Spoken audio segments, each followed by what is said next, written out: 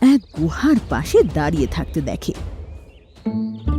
Charles সিংহ দেখে যে সেই গুহার পাশে বিশাল বড় একটা জাল, আর সেই জালের ভেতরে চার্লস সিংহের জঙ্গলের সমস্ত পশু পাখি বন্দী রয়েছে, আসলে যারা পাথর হয়ে সেই জঙ্গল থেকে অদৃশ্য হয়েছিল। তখনই চার্লস সিংহের নজর হ্যারি আর ব্রাউনি শিয়ালের ওপর পড়ে। আমায় এখান থেকে বাইরে বার করো। আর আমাকেও। চার্লস তখন নিজের মাথা দিয়ে সেই জাল ভাঙার চেষ্টা করতে লাগে। তখনই চার্লস সিংহ নিজেকে এক পুকুর পাড়ে দাঁড়িয়ে থাকা নীল রঙের চিলের সামনে পায়। এই রহস্যটা কি? কি করে এখানে এলাম? এটা এক চমৎকারী জঙ্গল, আর তুমি যদি তোমার পশুদের ছাড়াতে চাও তাহলে তোমাকে কিছু দূরে এক গুহায় যেতে হবে। গুহা? কিরম গুহা?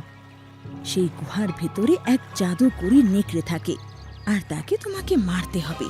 কিন্তু মনে রেখো, ওকে মারা এত সোজা নয়। ওকে মারার রহস্য শুধু আমি জানি। ওকে মারতেই সব সমস্যার সমাধান হবে, আর তুমি তোমার সব প্রশ্নের উত্তর পাবে। ঠিক আছে, ওই গুহার কাছে নিয়ে যাও।